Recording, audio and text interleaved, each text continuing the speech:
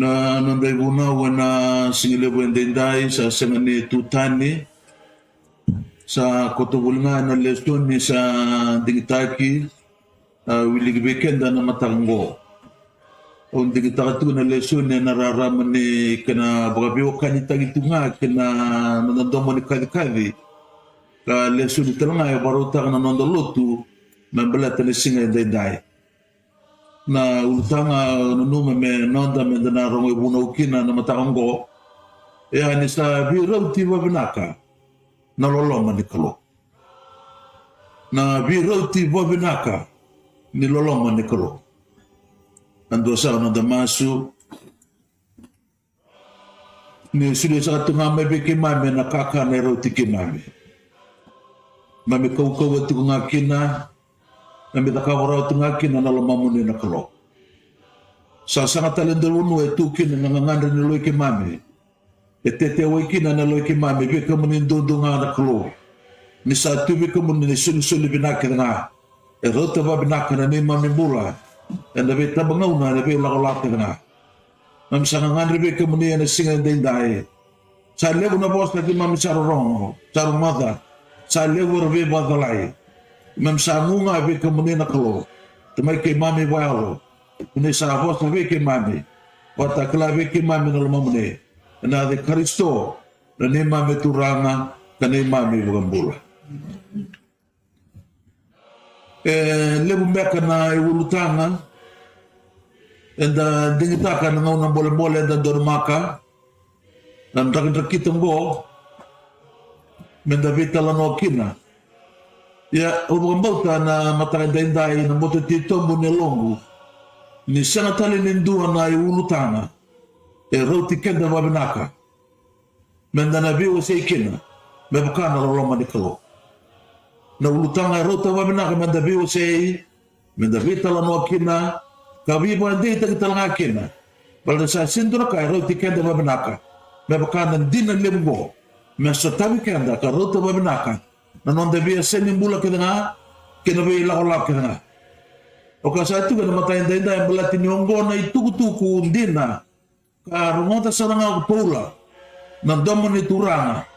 ni avosta wa rumota bina saranga na vosa ngo pula ka kila ni domoni turanga na ngona so tabu tu kina na renre na ngona ni bol ni nona bula ke nona ben gravi ngone bakla tu kina na besuki ngone bakla tu kina na tomate get kun wana turanga nongololoma seruti ko tunga ba benaka anda dangano non de bola tambu na matango koto na korniza no wase tirgarua na tikina ediwa yana dina lewu ko kai tikina na ngona bola na dormaka ni dua na do mo sarongoti na domo ni turanga ni tukuna wa dua ga babauti kwaya ka soli bula na bukuna ni tukuna wa nongololoma seruti ko tunga ba benaka se va da banan rendre na mosi na bebo suki kena bebo bomlo ta kena ndra kena mula taraka bakla ne ngonda misana bio kani na matang dendai e duana ka e biro tiba binaka tiko se ko na lolo mane kalo anda bakla tiko na duna ngona mosi ndina na ngona ndan maka na buni bika so tava tiko na nonde lolako so tava tiko na ndambula nonda tawsei nonda sei ni batarai manda la kobata le sona bunua na bakasama ni kai da kla tiko na ngona ni kuwa na boda dengan sa dola batikina na curfew sa laveti walilai na lockdown na nanda bulan ni tawse na isolation se quarantine na buku ni bika tarati kuna nonde lawlako pasal ni dua bika de bulan kina lam sar na bika ndendre koto batka taran nanda bula tu romo nanda be wata bubale kena be lawla kena ene be sar kena enda rani bakla enda ratal ngani talono taka na bika tarai kan tigo na ngone kuwa ya we kai na matanga denda ya kan rarawa ni so ara tin sara na wal bula ni bogalanga ni bokasama na bugun ndra ke tarai kan tigo na ngone kuwa na singa tu siti wa tigo mai na wal bula ni bogalanga ni bokasama mendebo se mena lupa tu bika na taklana di bunoya kau kinen duna maramar din vale sa tigo dondo bolinga sa limuda ka bina mertaka sa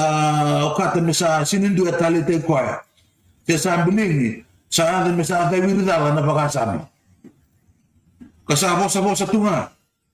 Kasi ni mundo na nabos ke nona biduria ki tumba bala. Nona sa ngai bakla tala mekina na nona binaka. Ngai bakla na momos ni amona.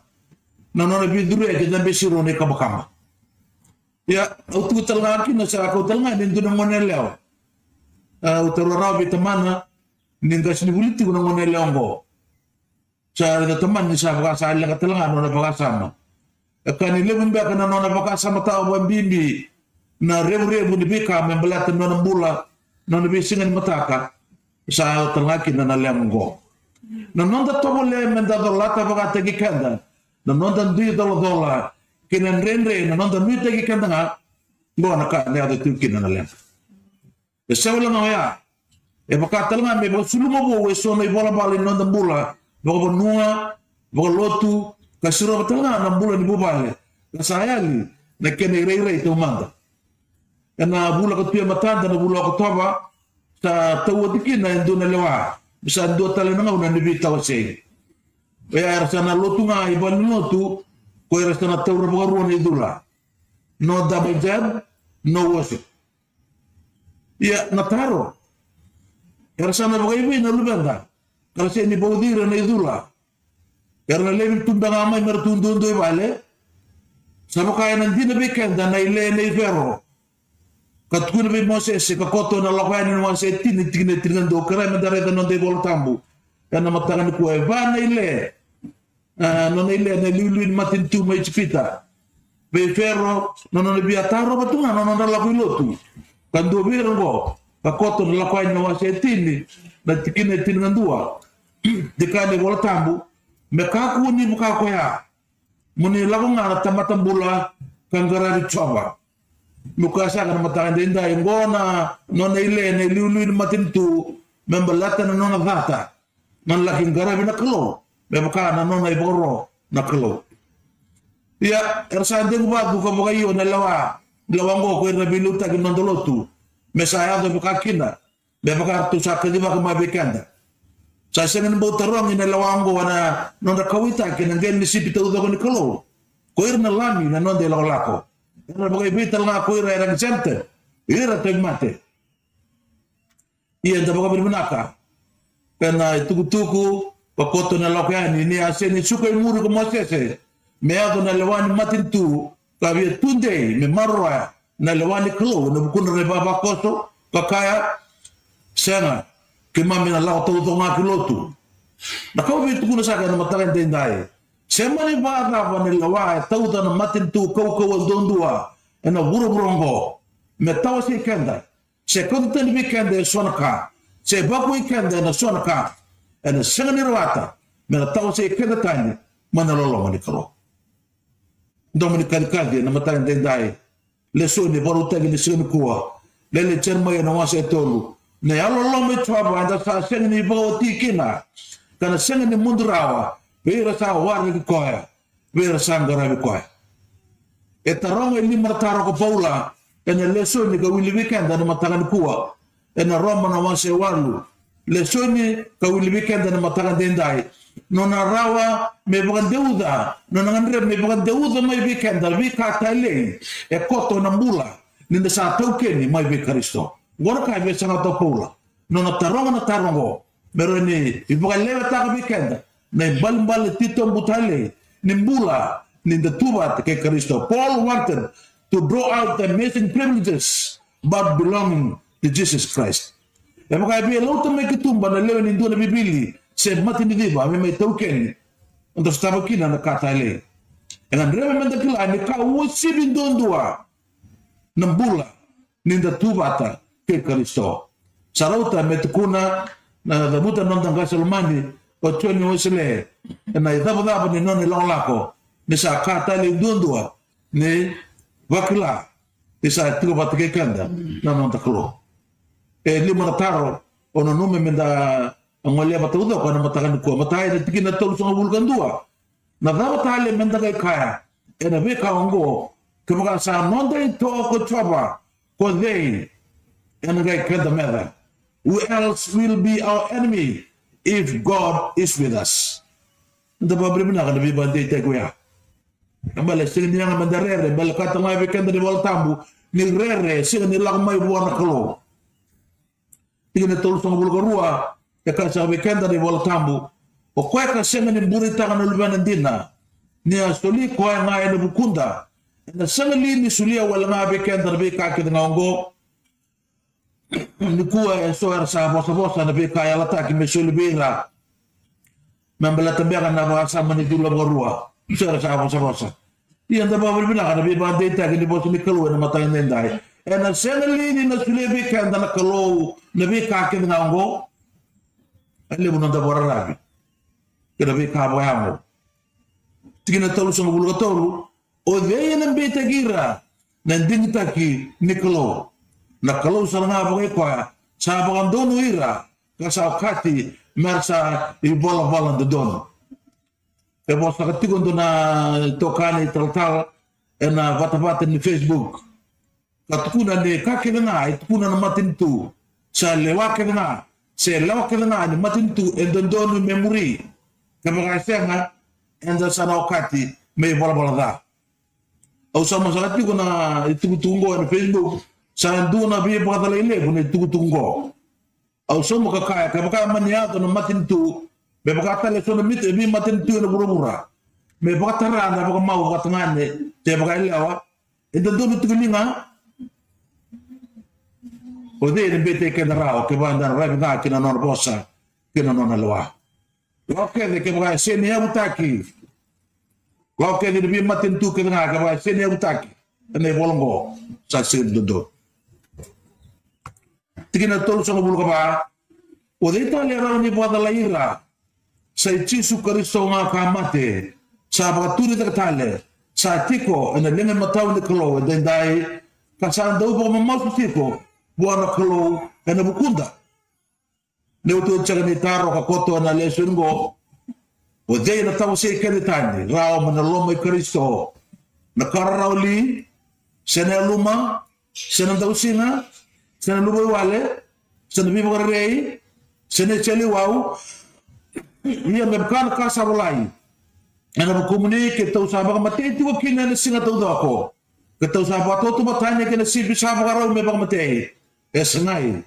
ana beka ke ngongo enda na ganga kina ena bu koya salomonikat ni usa kala wendina ni na seni ro mata na mate sena mula se koir na nulasi se koir sa liu se koir na kaukawa se na beka na de muri se na beka de gere se na kati tombu se dote na ka me tau se kanda mana lo loma ni kalo sa yado ena bu Kristo Jesu no da turang mata sa ndendai na ndremo na banguli kanda na tulunga na ba sa malagalaka ne bobuli na rara mani lesoni anda sa ngode ti na mata ndendai wa ni sa roti kanda ba na sara na no na loloma na kalo keni mata ini ba sa mani mata ndendai na loloma ni bi ngur kere loloma ni kalo na loloma ni bi sekon di kede ni bi meniki ena be lala kana ka senga ni kani bana na nunga na loloma ni bi ngur kede la senga ni kani bana na nunga the moment by moment love and not a memory love loloma ni kalo senga ni kani bana na nu ni dona ka sa da roti isa dina sara dunga ena non da be dabi kalawa non da be singa to doko non da be singa kedana na lele chermaya garo ti gona mata dendai nan domoni kadi sa bo wen be mata kedana era sa seni bo ti kina kasanga talnga ni mundurao ena ramba ni tupuna ndona marama buana watina na singa ni betaladi ni santa bangalungalu no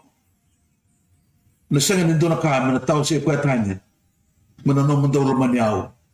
ena dau ganga tunga no bula kana dau tale tunga tabu tambe kan ndona marama buana no tutata na singa ni betaladi ya iya samba lolo wala ngani banana nandino ya la senga ni tau bata kena kai bin de cheti ko paula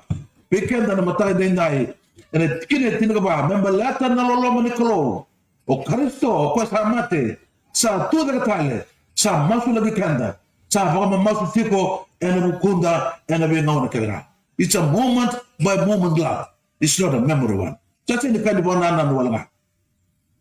tukune ke ko pula ni na sana dua na tawa se kenda tani maneloloma ne Kristo belata ni sa mulati ko kwaya kasa daga tiko ena bukunda na nanda masulaki bang matua buana kalo sa ngumatu tiko ni buan detaka na daga ni nanda bambulai ena londa ena be yaua ena be ngona kidra na to ngona anda ga kina tene tomba